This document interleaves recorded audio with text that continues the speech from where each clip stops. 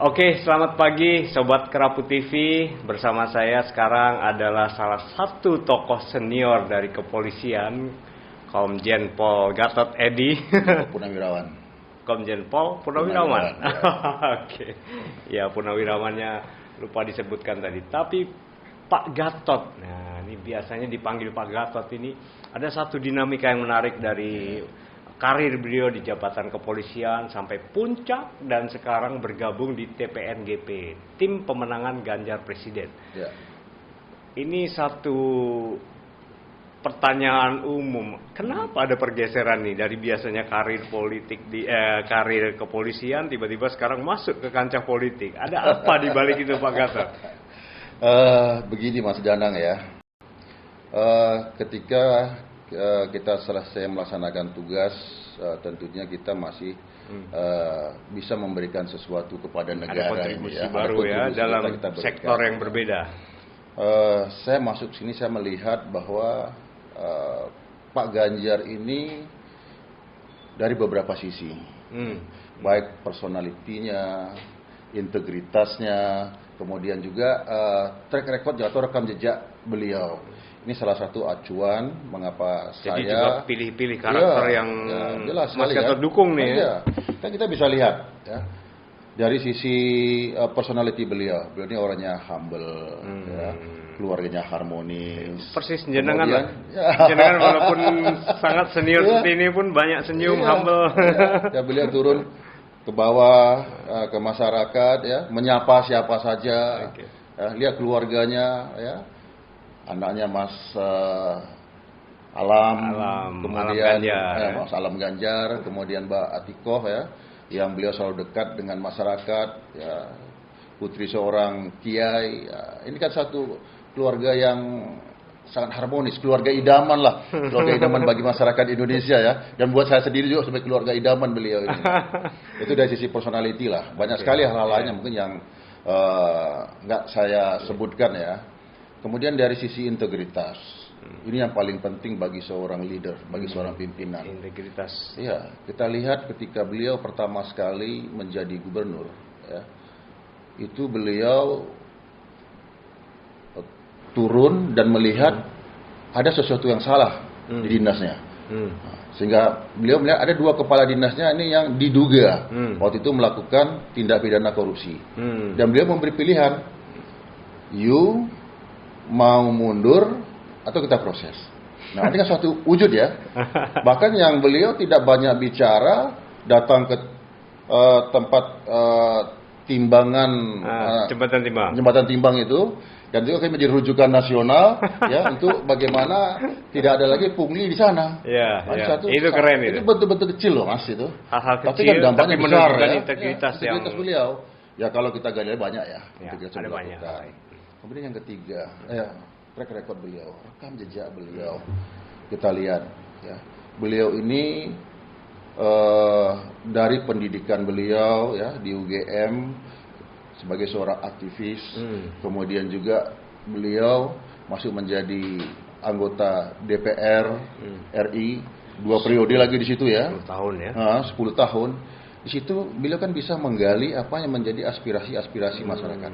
Salah satunya aspirasi yang kita lihat adalah bagaimana ketika beliau menyusun peraturan perundang-undangan terkait dengan undang-undang pemilu, di mana wanita bisa mendapatkan 30% ya, untuk bisa duduk di legislatif. Ya. Itu juga karena ada kontribusi beliau sejak di Komisi 2 ya. Ini kan masukan-masukan yang beliau terima. Jadi setidaknya beliau bisa melihat, mendengar apa ini sih. Nah, ini diperjuangkan. Nah, belum lagi beliau sekarang kemarin 2 periode menjadi gubernur. Nah, di sini juga beliau tahu apa sih permasalahan-permasalahan di masyarakat itu. Kemudian bagaimana cara mencari solusinya. Beliau turun ke bawah, melihat, tidak hanya di kantor saja, ya. Karena seorang pemimpin yang baik, seorang leader yang baik itu, dia harus tahu betul masalah apa yang terjadi di masyarakatnya, kemudian dia mampu mengambil cepat keputusan dan mengeksekusi itu dan menyelesaikan permasalahan itu. Dan itu ada pada Pak Ganjar. Ya, anyway, Mas Ganjar juga mengalami masalah-masalah yang cukup serius di konflik sosial, misalnya kasus semen, Rembang gitu kan. Dia kan turun ke lapangan, berdialog, mencari solusinya gitu kan. Itu yang Mas Gatot lihat bahwa ini contoh leader yang penuh integritas ya. Saya kira hal itu ada sama beliau. Ada itu ada bagaimana keberanian beliau, ketegasan beliau, kan terlihat di situ. Ada satu lagi saya ingat, Mas Ganjar ini juga kemarin ngadepi nelayan cantrang itu dengan sedikit pola pendekatan yang berbeda dengan Ibu Menteri Kelautan Bu Susi pada waktu itu. Itu gimana menurut Mas Gatot? Saya kira Mas Ganjar ini kan mengambil satu keputusan itu tidak sendirian. Beliau itu mendengar dari masyarakat apa yang dikeluhkan oleh masyarakat, apa yang menjadi persoalan-persoalan itu, beliau bahas, berbicara, dan mencari solusinya bersama-sama. Ya. Jadi win-win solution, mana yang bisa kita kerjakan bersama-sama, tidak merugikan kepada nelayannya juga. Ya. Tentunya kita tidak ada yang loss, tidak ada yang win-win, tapi kita cari win solutionnya. Itu yang beliau cari. Solusinya sehingga masalahnya bisa selesai gitu loh. Iya, dan itu happy ending juga. Ya, happy ending lah, gitu ya. Karena lebih bottom up dia partisipasi kalau orang di situ dimasukkan. Mas Ganjar itu hanya di kantor saja kan nggak tahu masalahnya apa, hanya dapat laporan di bawah lagi, hanya AB saja serba senang kan susah, sehingga keputusannya salah. Tapi kalau beliau ada permasalahan di situ, beliau turun, ya, kemudian ini tuh masalahnya, ini loh solusinya, ayo kita bicarakan dengan masyarakat. Pak Ganjar begini loh. Kemudian dari perspektif beliau bagaimana? Ini masukan. Ayo bagaimana kalau begini? Ya Pak setuju. Kan selesai. Happy ending semuanya kan? Happy ending. Tapi ada satu hal yang menarik yang kita mesti tanya pada Mas Gatot nih ya. Setelah break dulu 1 menit sebentar.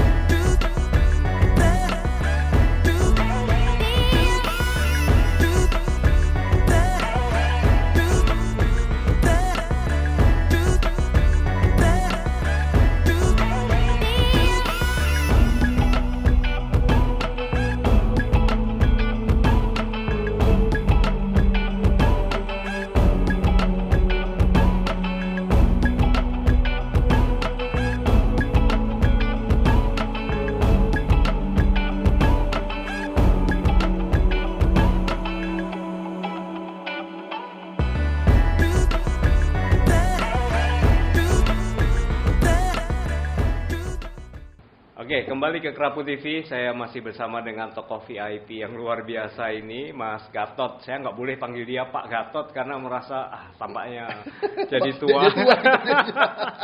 Biar muda terus ya. Biar lebih muda. Oke, Mas Gatot mohon izin. Kan jenengan ini dari perwira polisi yang jabatannya sangat tinggi, terus purnawirawan, terus sekarang masuk ke TPN. Dan dipimpin oleh pejabat sipil seperti Kang Arsad, Bang Arsad. Gimana gap itu? Adakah rasa? Jadi memang begini ya. Kalau kita itu berada di lembaga seperti kepolisian atau di lembaga militer, itu kan hierarki itu jelas ya.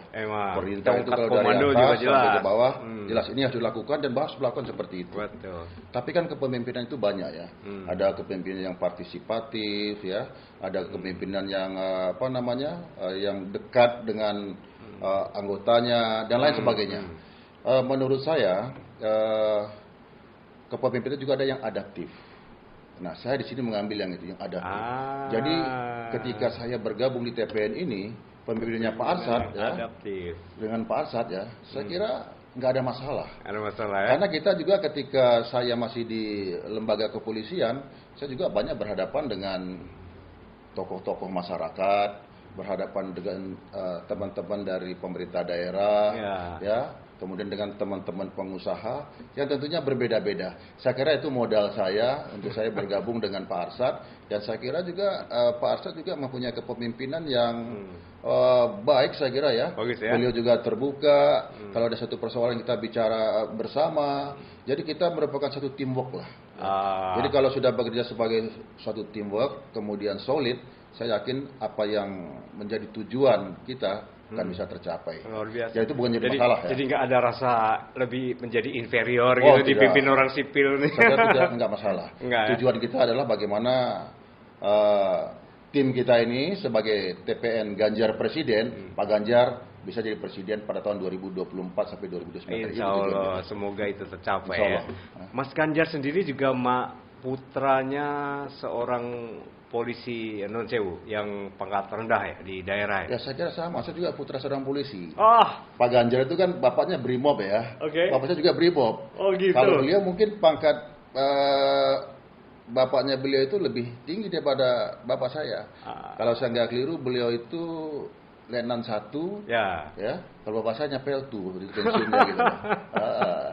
Jadi ada nuansa keluarga nuansa keluarga lah, masih nuansa keluarga besar polisi lah ya gitu semuanya. Mas Gatot, ada satu yang menarik di dunia perpolitikan saat ini. Ya. Kemarin MK barusan memutuskan tentang gugatan-gugatan terkait dengan usia capres-cawapres. Kemudian dari 7 gugatan, ada 1 gugatan yang dikabulkan oleh MK. Ini menjadi satu polemik yang luar biasa. Sekarang media massa heboh di situ, para relawan heboh di situ, semua menganggap MK bukan Mahkamah Konstitusi yang sesungguhnya, tapi menjadi satu bagian dari politik praktis. Di mana Mas Gatot melihat situasi ini? Oh begini, kalau saya berbicara itu saya berbicara dari posisi saya sebagai bagian daripada TPN ya. Bagian dari TPN. Itu adalah satu putusan dari Mahkamah Konstitusi, adalah putusan yang sudah final dan mengikat. Tentu itu adalah ranah kewenangan dari Mahkamah Konstitusi. Bagi kami yang di TPN tentunya ya silakan saja ya kita anggap itu ya kita laksanakan apa yang aturan main yang ada gitu. Bagaimana kelanjutannya? Dampak-dampak daripada itu ya kita sebagai tim di TPN kita solid kok. Kita bekerja semuanya tidak terpengaruh dengan tidak putusan itu ya. Partai-partai pendukung, simpatisan, relawan-relawan ataupun komponen-komponen masyarakat yang mendukung Mas Ganjar, kita terus solid, kita kerja keras, kita menyentuh sampai dengan masyarakat yang terbawa sampai akar rumput. Karena di sanalah suara rakyat. Ya. Karena ingat bahwa pemimpin yang kita pilih ini adalah pemimpin untuk bangsa ini, untuk negara ini. Ya. Itu yang harus kita pikirkan. Dan saya kira masyarakat kita juga sudah cerdas, sudah pintar ya, untuk masalah ini. Jadi semua kita serahkan kepada masyarakat untuk menilainya. Tapi kalau kita saya kira itu suatu keputusan dan mekanisme yang ada di MK, ya kita menghormati itu. Tapi apabila ternyata terjadi sebuah proses sistematis yang dikhawatirkan oleh teman-teman relawan bahwa gugatan dan putusan MK ini kemudian membantu memuluskan jalan putra mahkota untuk masuk ke dunia politik? Oh, saya kira silakan saja, itu kan hak. Tidak ada masalah ya? Tidak ada masalah. Itu hak ya, hak seseorang. Di dalam undang-undang kan sudah diatur. Seseorang itu bisa dipilih, bisa memilih. Nah, kalau itu yang dipilih, saya kira kita nggak ada masalah. Kita mempersiapkan diri saja. Ya, nanti tentunya kita akan Pak Ganjar ya, dengan semua timnya, kita yang ada di TPN, kemudian partai pendukung yang saya katakan tadi, simpatisan, relawan semuanya, ya kita bekerja saja. Kita akan lebih solid lagi sampai dengan grassroots-nya untuk menyampaikan ya bahwa pemilu ini penting, pemilu ini adalah untuk menentukan masa depan bangsa ini.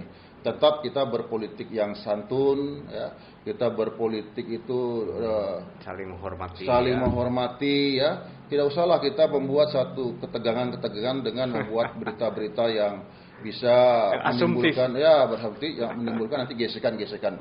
Ya, saya kira sudah disampaikan bahwa politik ini jadikan satu kegembiraan buat kita semuanya. Politik yang santun, politik yang sejuk seperti itu, ya, untuk memilih pemimpin negara ini. Dan saya kira masyarakat semuanya sudah bisa melihat, ya, bagaimana dinamika politik ini. Tentunya, ya, kita tunggu saja, ya, kita tunggu saja nanti. Kita lihat ya, tinggal beberapa hari ke depan nih. Beberapa hari ke depan nih. Yang penting bahwa kita semua, ya, dari partai pendukung yang saya katakan sampai relawan semuanya itu sangat solid, dan ayo kita beramai-ramai turun ke bawah mengajak masyarakat untuk memilih Mas Ganjar menjadi si rambut putih. Iya, si rambut putih. Oke, rekan-rekan kita coba break sebentar ya. Ternyata sangat menarik bahwa menurut Mas Gatot, putusan MK ini ternyata membuat dinamika di relawan menjadi semakin solid, jadi semakin etos berjuangnya untuk Mas Ganjar semakin kuat lagi. Kita tunggu sebentar.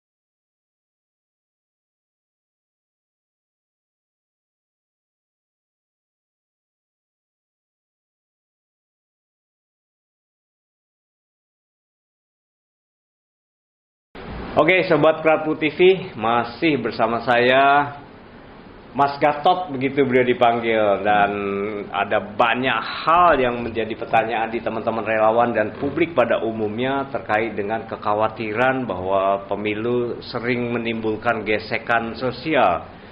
Selalu ada calon-calon presiden atau calon kepala daerah yang menggunakan dorongan isu sara yang kemudian mengakibatkan masyarakat terbelah, masyarakat terpecah, saling membuli satu sama lain. Mas Gatot, ini fenomena ini terus-menerus terjadi, Mas Gatot. Bagaimana menurut Mas Gatot situasi kayak gini nih? Apa kita biarkan atau? Ya, begini ya. Ini terjadi beberapa waktu yang lalu ya, ketika pemilu kada DKI itu masih muncul politik identitas. Ya. Kemudian pada saat pemilu 2019 masih muncul. Tentunya kita berharap di tahun 2024 ini itu tidak terjadi lagi ya.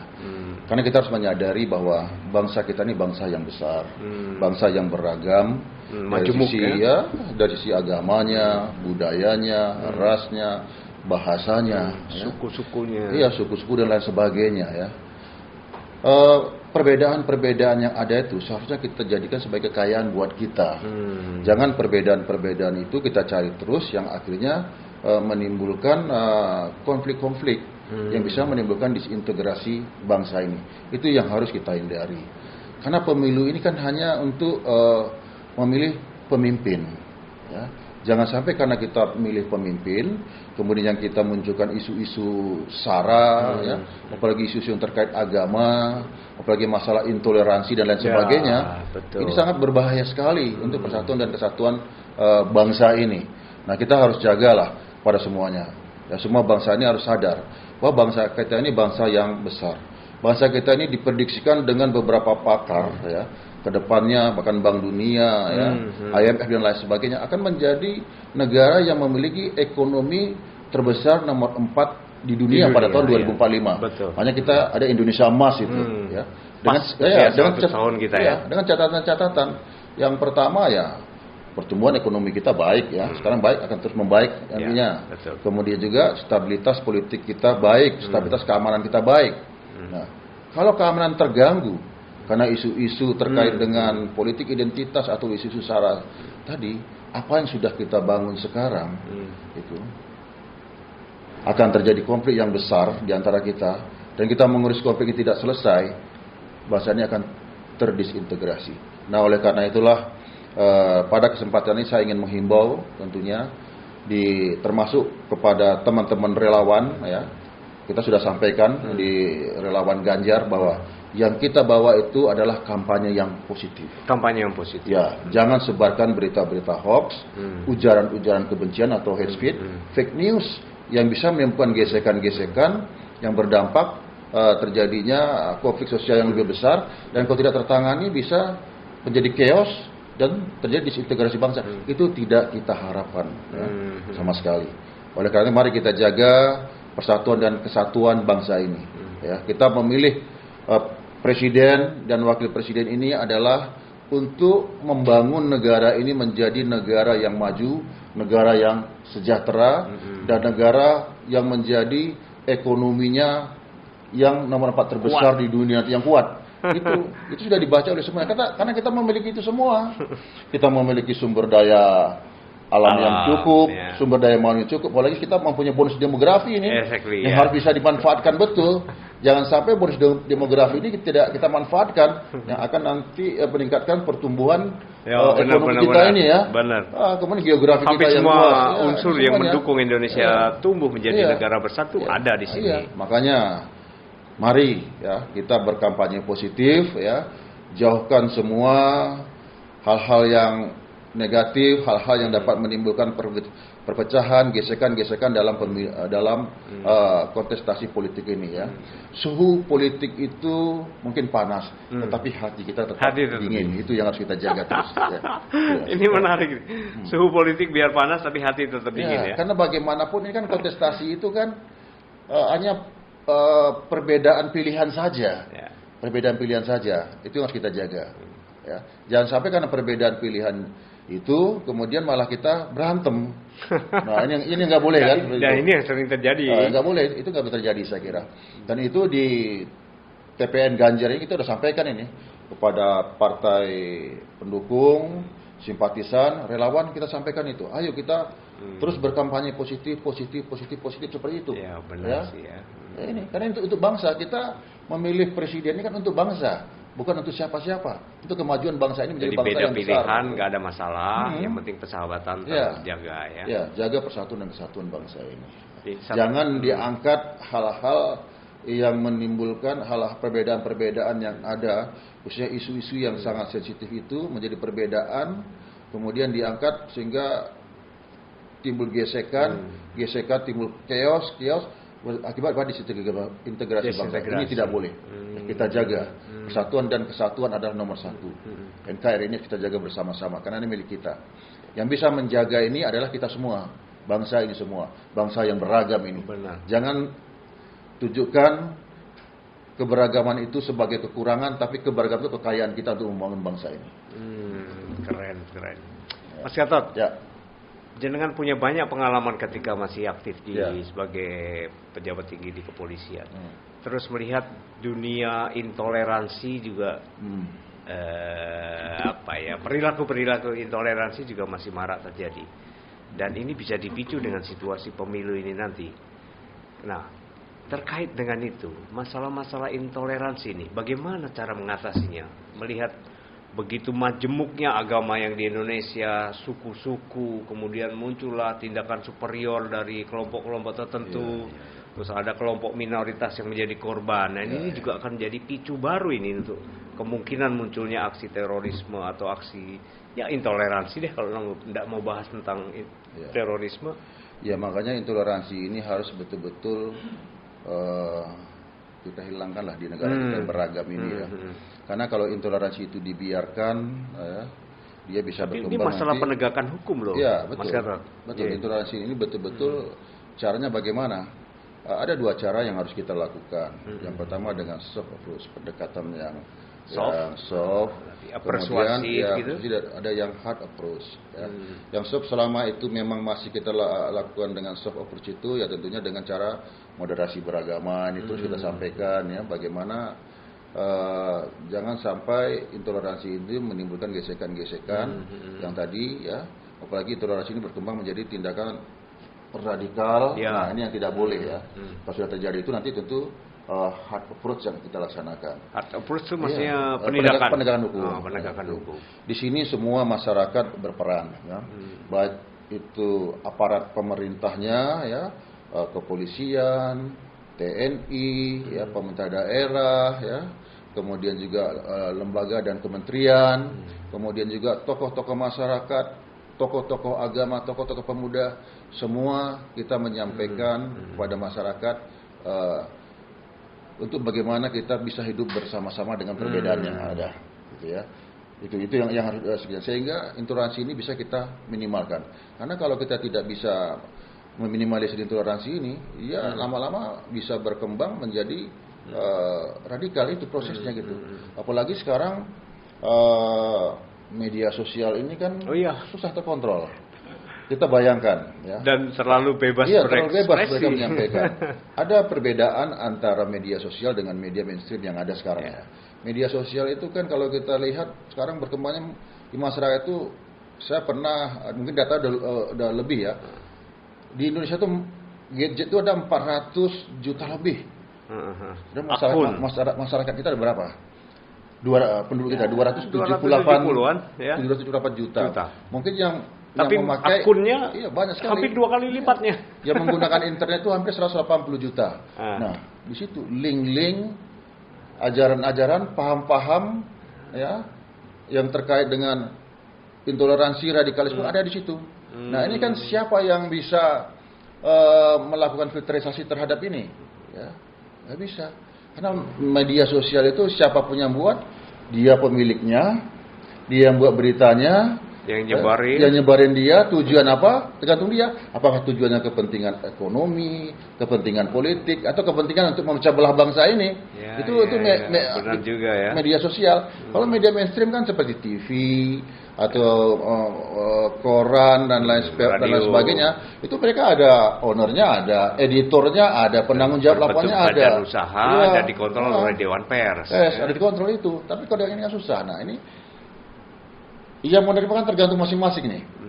Diterima oleh mereka, tergantung pendidikan mereka, ya. Dan menafsirkan beda-beda. Nah, ini yang harus kita juga bersama-sama menjaga ini. Ya mungkin melalui literasi digital kita sampaikan ke masyarakat, ya. Kemudian link-link yang mengajarkan itu, nah ini bersama-sama lah. Tokoh-tokoh agama, baik itu teman-teman ya, para ulama, para kiai, para habaib, ya. Kemudian juga yang agama lainnya, Kristen, Protestan. Ya, intoleransi itu tidak hanya di salah satu agama, di agama lain juga kan ada seperti itu kan. Ya. Kita tidak menuju pada satu agama, tapi hampir semua juga punya aliran-aliran yang aneh. Ya, tokoh-tokoh agama, tokoh-tokoh masyarakat ini betul-betul harus kita minimalkan, karena bangsa kita ini memang bangsa yang beragam gitu. Nah, kita jaga betul lah. Benar. Ya, bersama-sama. Dan ini terjadi di masa pemilu kali ini. Data menunjukkan bahwa pelipatan jumlah akun-akun yang bernada kedengkian, kebencian gitu hampir 3 kali lipat dari tahun sebelumnya. Artinya kan orang-orang benar-benar bernafsu untuk masuk ke medsos untuk menyuarakan kedengkian atau dukungan gitu. Nah, ini salah satu yang mungkin TPN harus perhatikan juga ini. Ya, tentunya saya kira pemerintah sudah mengambil langkah-langkah itu ya. Bagaimana saya pernah juga di dalam pemerintahan kan, pasti teman-teman dari Polri, ya, teman-teman dari Kementerian Kominfo itu akan bergerak, harus mengidentifikasi ini. Kalau ada memang di situ ada yang memprovokasi untuk hal-hal terkait itu, mungkin bisa di take down sesuai dengan ketentuan-ketentuan yang ada. Saya kira untuk meminimalisir itu. Di samping itu juga ada pencerahan dari tokoh-tokoh agama melalui moderasi beragama ini. Ini paling penting ini semuanya. Yang soft nih, pendekatan soft. Ya, pendekatan soft lah kita lakukan. Penegakan hukum itu adalah the last resort menurut saya, langkah terakhir yang harus kita lakukan. Ya, seperti di Polri itu ada namanya patroli cyber. Nah, kalau memang menemukan itu, pertama diingatkan dulu bahwa Anda ini keliru, ini keliru. Oh, ada proses itu. Ada proses gitu, ya. Nanti kalau dia sudah take down, bagus. Kalau udah nggak mau juga, ya baru dipanggil, diingatkan, Mas. Dia turunkan, tapi kalau nggak mau ya proses hukum. Tapi kan nggak ada ancaman pidananya, Mas Gatot. Lihat ancaman pidana, kita lihat apa yang dia upload di situ ya, itu kan terlihat nanti dan semuanya. Dan kalau sudah terjadi sebuah reaksi dari upload itu ya kita lihat di situ kan, apakah ada hasutan apa ini kan semua itu kita lihat unsur-unsur yang ada di dalam undang-undang ya. Benar. Semuanya. Ya, tapi harapan kita tuh kita menghimbau ya dalam kontestasi politik ini ya, masalah-masalah intoleransi, masalah-masalah hate speech ya. Hate speech ya. Itu kan masuk hate speech. Sudah menjadi hate kebencian. Hate post. Itu. Memposting kebencian. Iya, itu selalu mengingatkan. Kita di TPN bahkan partai-partai pendukung itu, makanya di TPN Ganjar ini ya, Bahkan ketua umum menyampaikan juga, para ketua umum yang kita tebarkan itu adalah kampanye positif. Positif. Jadi kita bangun positif. Itu yang kita tebarkan. Ya, hal-hal yang negatif itu kita minimalisir supaya tidak terjadi. Kecuali harus mengcounter ya. Ya, itu harus kita betul-betul harus kita lakukan. Oke, Sobat Kerapu, tunggu sebentar, masih ada satu segmen lagi untuk memberikan kesempatan pada Mas Gatot menyampaikan apa message dari TPN GP ini kepada publik dan tentu saja kepada relawan Ganjar Pranowo. Tunggu sebentar.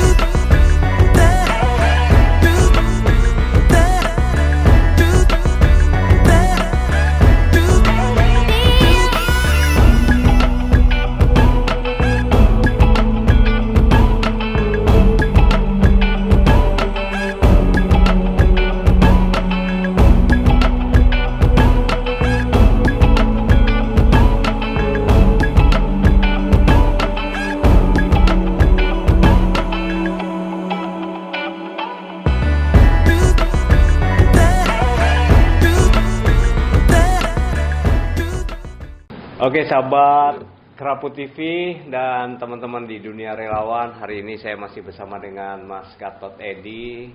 Luar biasa tadi wejangan-wejangan tentang kampanye positif dan seterusnya, dan jaga persahabatan dan seterusnya, beda pilihan tetap jaga persahabatan dan seterusnya.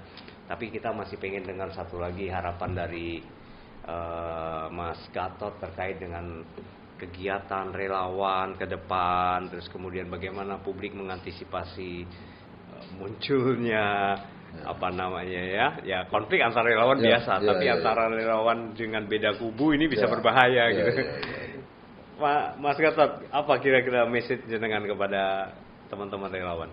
Ya, yang pertama tentunya kepada teman-teman relawan, kita harus solid. Kita harus bekerja keras untuk pemenangan Ganjar Presiden. Bagaimana caranya kita harus menang? Ya, kita harus turun ke bawah. Kita harus turun ke masyarakat, ya. Sampaikan message kita, apa yang menjadi program-program Pak Ganjar, apa yang menjadi visi misi Pak Ganjar, sehingga masyarakat tahu. Ya, karena kan tidak semua masyarakat tahu tentang Pak Ganjar, apalagi masyarakat di pedesaan. Jangan kita hanya bicara terus melalui media sosial yang ini, belum tentu masyarakat di pedesaan itu tahu itu. Makanya turun melalui media sosial penting, melalui udara penting, tetapi melalui darat juga penting. Turunlah semua, karena saya tahu relawan Ganjar, kemudian partai pendukung, simpatisan, ataupun kelompok-kelompok masyarakat yang mendukung Pak Ganjar, ya, itu banyak sekali. Ya, turun berbicara dengan cara-cara yang santun, ya, sapa mereka dengan baik, salam mereka dengan baik, jelaskan dengan baik, gini loh Pak Ganjar. Ya, jelaskanlah bagaimana saya katakan di awal tadi, bagaimana personalitinya, bagaimana integritasnya, bagaimana track recordnya, bagaimana program-program yang akan dibuat oleh Pak Ganjar untuk mensejahterakan bangsa ini nantinya. Ketika beliau mendapat kepercayaan atau mandat dari masyarakat untuk memimpin negara ini. Kerja untuk para relawan, partai pendukung, simpatisan, dan semua yang mendukung Pak Ganjar. Ini yang harus dilakukan. Kemudian untuk masyarakat, ya, ini kan pesta demokrasi. Pesta demokrasi itu suhu politik akan panas.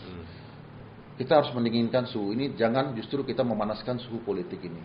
Karena kalau kita terus panaskan, ini bisa meledak.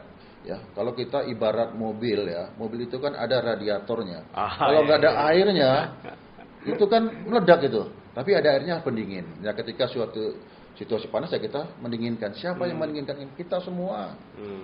Ya, saya mengajak, ya, seluruhnya tokoh-tokoh masyarakat, ya, elemen pemerintah untuk menghimbau supaya kita mendinginkan situasi ini. Kalau panas, sehingga kita menjaga.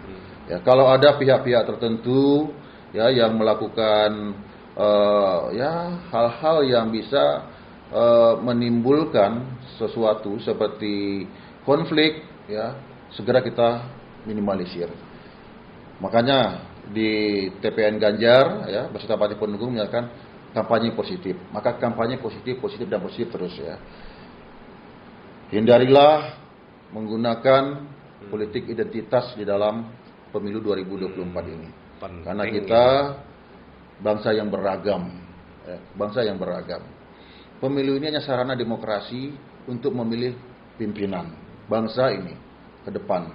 Nah, oleh karena itu mari kita jaga pemilu 2024 ini, pemilu yang dilaksanakan dengan penuh kegembiraan, pemilu yang penuh dengan kesejukan, pemilu yang damai buat kita semua, ya, untuk kebaikan bangsa ini ke depan. Ini baru tokoh nasional nih. Terima kasih Pak Gatot, luar biasa. Sama-sama. Terima kasih teman-teman relawan, itu message yang disampaikan oleh Mas Gatot. Saya tidak boleh mengulangi, karena kalau saya mengulangi biasanya saya menambahin atau mengurangi. Sukses Mas Gatot dalam memimpin TPN GP. Amin. Semoga Mas Ganjar memenangkan kontestasi pemilu presiden 2024, tentu saja dengan dukungan teman-teman semua relawan Ganjar Pranowo. Terima kasih, sampai ketemu lagi. Ya. Mas. Kita foto dulu. Mas Unggul, Mas ya. Halo sobat-sobat Kerapu TV, saksikan Kerapu TV karena Kerapu TV merupakan TV yang menginspirasi untuk rekan-rekan relawan Ganjar Pranowo. Saksikan terus, berikan inspirasi, maju terus, Ganjar Presiden. Ganjar Presiden.